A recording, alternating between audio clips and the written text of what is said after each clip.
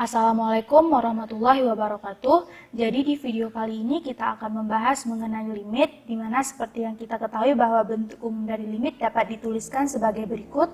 Limit x menuju a terhadap fungsi fx sama dengan L. Arti dari pernyataan ini ialah jika x mendekati a tetapi x tidak sama dengan a, maka fx-nya mendekati titik L.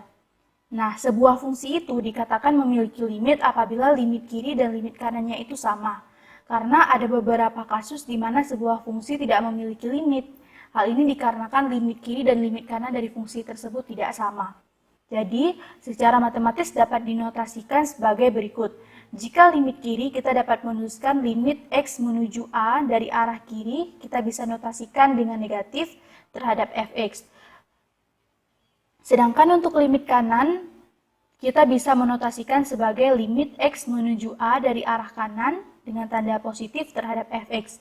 Jadi apabila nilai dari limit kiri dan limit kanan dari sebuah titik yang dituju itu sama, maka sebuah fungsi dikatakan memiliki limit di titik tersebut. Sebagai contoh, limit x menuju min 2 dari fungsi x kuadrat kurang 4 per x tambah 2.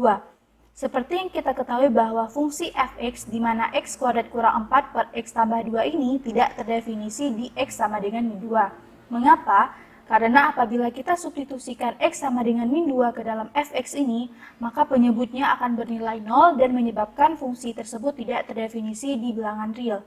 Sehingga untuk mencari nilai limit, di mana definisi yang kita ketahui bahwa x hanya mendekati a, tetapi bukan berarti x sama dengan a. Berarti ini diperbolehkan. Walaupun x menuju min 2, karena maksud di sini adalah x mendekati min 2, tetapi x tidak sama dengan min 2.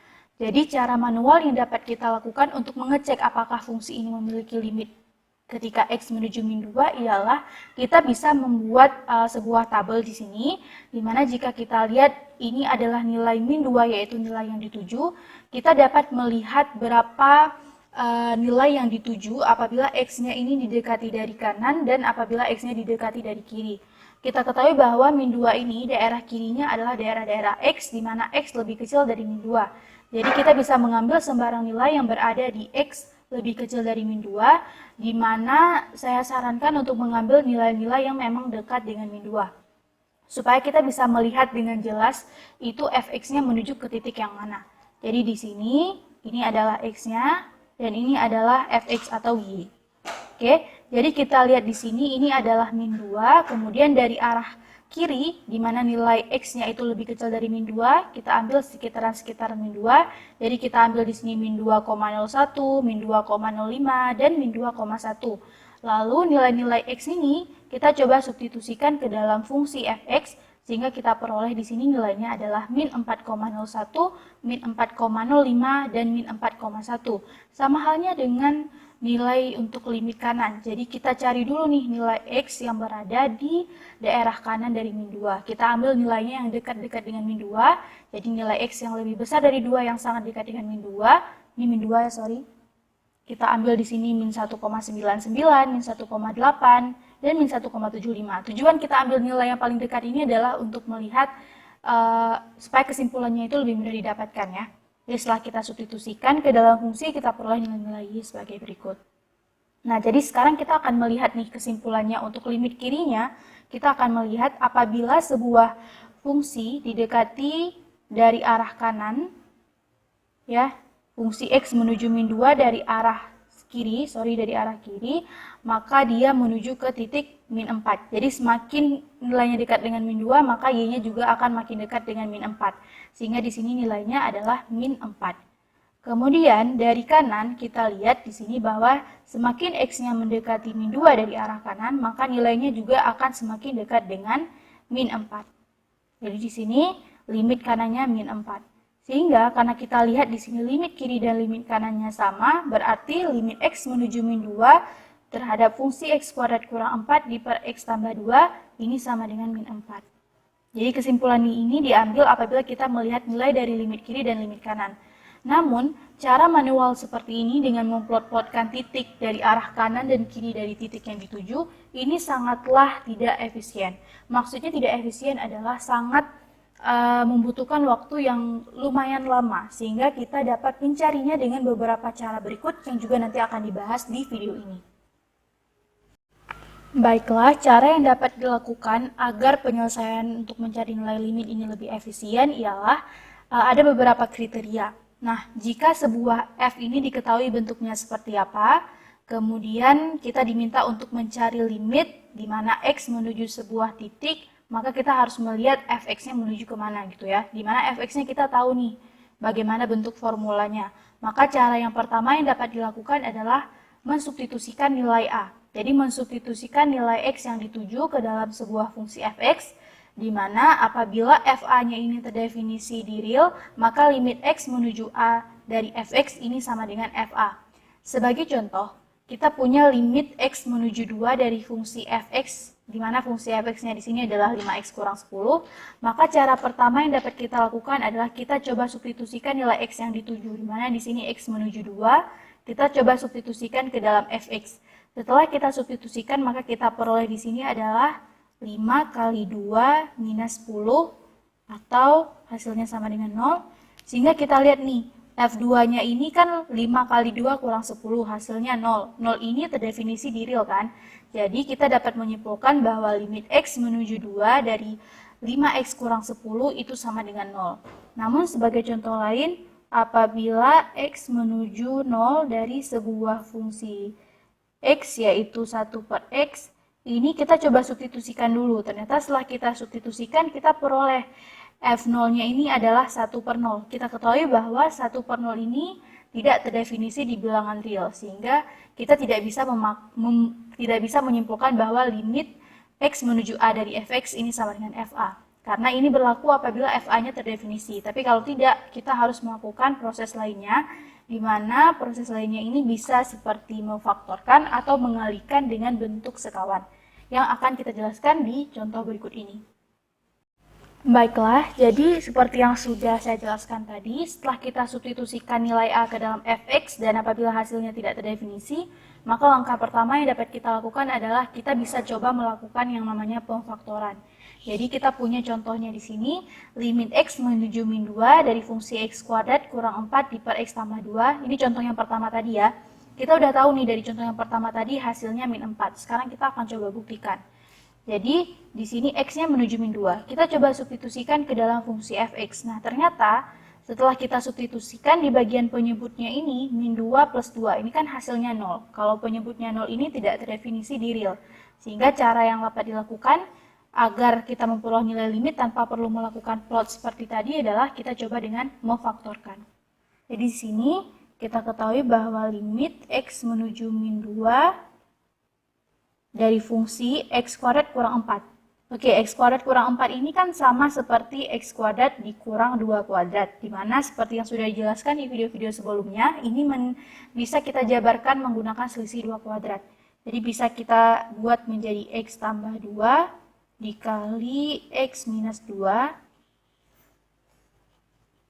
diper dengan x tambah 2.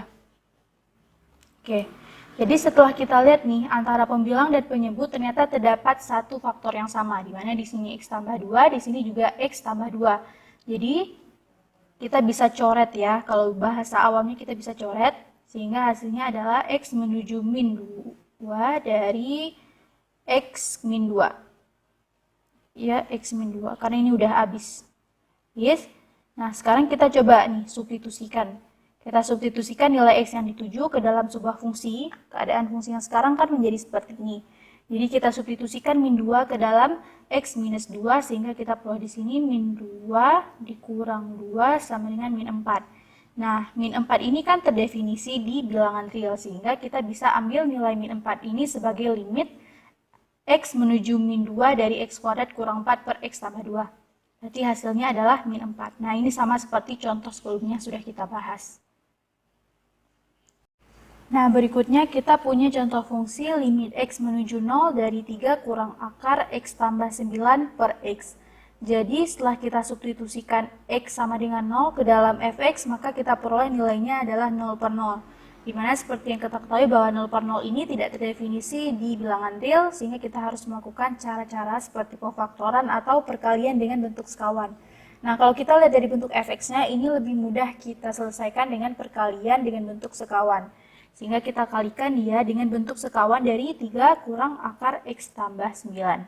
Di sini akar sekawannya adalah 3 tambah akar x tambah 9 diper dengan 3 tambah akar x tambah 9, dimana ini hasilnya adalah 1. Jadi ini adalah sebuah transformasi yang dapat memudahkan kita mencari limit tanpa mengubah nilai dari fungsi tersebut, karena kan ini sama saja seperti kita mengalihkan fungsi dengan 1, yaitu hasilnya fungsi itu sendiri. Jadi kita kali dengan bentuk sekawannya, di mana di sini kita bisa lihat hasilnya limit x menuju 0. Oke.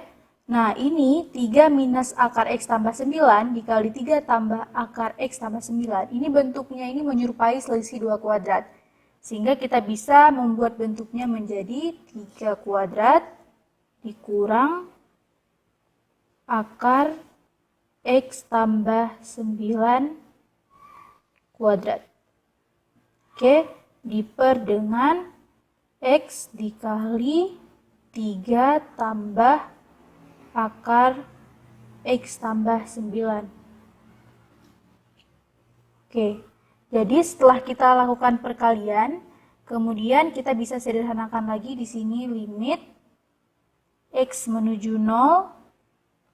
Nah, ini bentuknya menjadi 9 dikurang ya, akar dikuadratkan berarti hilang, menjadi x tambah 9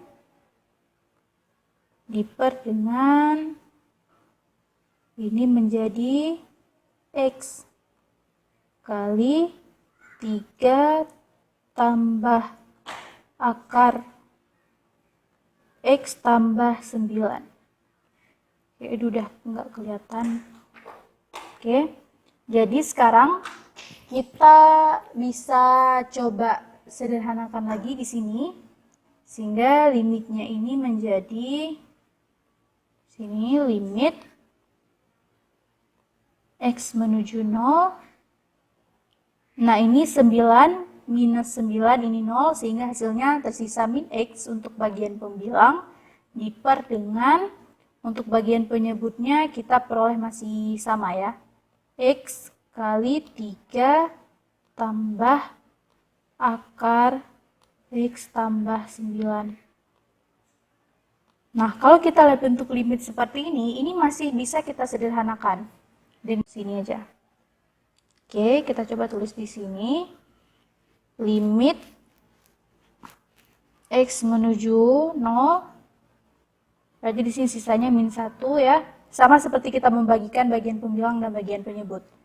Diper dengan sini sisanya berarti 3 tambah akar x plus 9.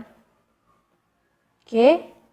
Nah, setelah selesai bentuknya seperti ini, kita coba lagi nih substitusikan x menuju 0. Berarti kita substitusikan x sama dengan 0 ke dalam bentuk transformasi yang kita rasa sudah cukup sederhana ini. Sehingga setelah kita substitusikan, ini hasilnya min 1 diper 3 tambah 0 tambah 9 ya. Berarti 0 tambah 9 itu 9, akar 9 itu adalah 3, berarti 3 tambah 3 adalah 6. Oke, jadi min 1 per 6 ini terdefinisi di bilangan real, sehingga nilai limit dari x kurang akar x tambah 9 per x apabila limit x-nya menuju 0, hasilnya adalah min 1 per 6. Oke, jadi kita lihat dulu nih bentuk fungsinya ini kita substitusikan. Apabila dia tidak terdefinisi, maka kita dapat dua pilihan di pengerjaannya, apakah mau difaktorkan atau dikalikan dengan bentuk sekawan. Apabila kira-kira kita lihat bisa difaktorkan, maka faktorkan seperti bentuk yang tadi. Namun apabila sangat sulit nih, apabila dilakukan pemfaktoran, maka bisa kita kalikan dengan bentuk sekawannya. Jadi inti dari video ini adalah kita ingin mencari nih nilai dari limit apabila fungsi fx-nya ini kita ketahui bentuknya seperti apa. Jadi caranya itu dapat kita lakukan seperti beberapa contoh yang tadi ya, kita bisa substitusikan terlebih dahulu, kemudian kita bisa lakukan pemfaktoran atau kita kalikan dengan bentuk sekawannya. Oke, jadi sekian dulu videonya, silakan berlatih dengan soal-soal lain. Terima kasih, wassalamualaikum warahmatullahi wabarakatuh.